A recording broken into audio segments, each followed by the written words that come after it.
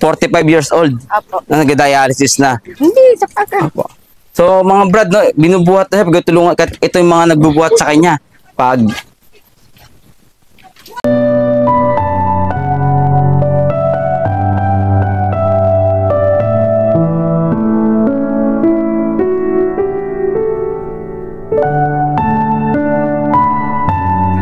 Yes, sir.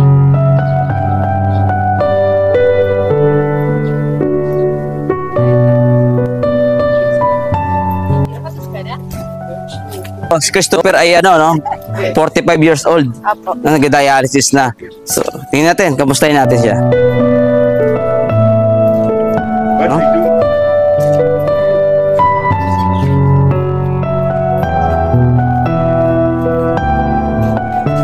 So, good morning po sa inyo. Sige po, sige po, sige po. Hi, morning. Sa inyo. Apo. Christopher. Ay, opo. Opo. O, kamusta na kayo? Dialysis.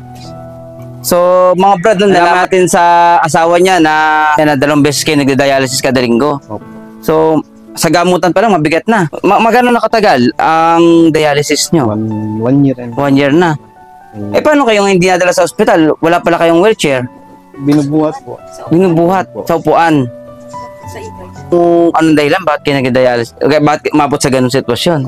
Yung kidney ko po, ano na po, yung chronic na po. Oh, bumigay na yung kidney, no? Kaya obligado mag-dialysis na rin si, ano? Opo. Kailangan na pong malinis yung dugo kasi hindi na po nagana yung dugo. Oo. Tingin niyo po, kung sakasakaling magkaroon tayong pagkakataon na bigyan kayo ng ano, kahilingan, mabuwas-buwasan yung inyong suliranin, katulad niyan, binubuhat pa kayo. Kung sakasakali na mabibigyan kayo ng wheelchair, ay malaking bagay. Opo, malaking bagay na rin po. O, kailan niyo gusto mabigyan ng wheelchair? Sa madaling panahon sana po kung meron. O, kailan po yung madaling panahon? Kung pwede po ngayon. Para po. Kaysa naman, nagsakripisyo na lang po yung misis ko po. Nagsakripisyo na lang po. Halos subos na po lag ng mga ipon-ipon namin. Oo nga. Sale ko, nabenta ko na.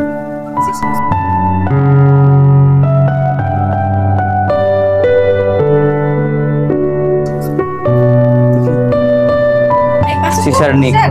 Sir Nico. Morning po. Sir Nico. Hi. Morning po.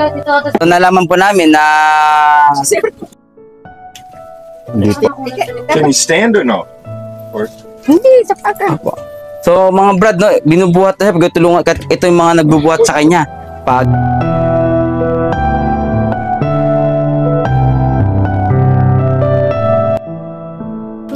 Pag dinadala sa dialysis center, so ganyan po itsura niya, gamit lang ang upuan. Joy. Yeah. Ngayon po, no, mas madali nila madadala sa dialysis center. So mga brad, dito po yung wheelchair na mga gamit. Ngayon, alauna yata, merong meron siyang dialysis. So magagamit niya na po yung wheelchair. So kailangan pa ng tulong ni Christopher. Kasi ang pagsabi niya ay halos naubos na lahat ng kanilang pagkukunan. Dahil continuous yung kanilang dialysis, ngayon ay may mga anak pa. Siyempre, kailangan pa nila ng mga panggastos. So, sa nais magbigay ng tulong, Chris, anong masasabi mo sa mga katulad mo na may ganyang sitwasyon? Anong pwede mo sabihin sa kanila? At humingi na rin tulong sa mga iba nating tagapanood. Una-una po sa lahat, pasalamat po sa inyo. Binigyan po ako ng wheelchair na maganda po. Tsaka yung mga kasama ko po, dito lang po kayo, maghiling po lang kayo kay sir. Bibigyan po kayo. Maraming salamat po, ang ganda po kasi ito, yung matibay po. Hindi po katulad ng ginagamit namin sa na gewang-gewang na ito, hindi pa.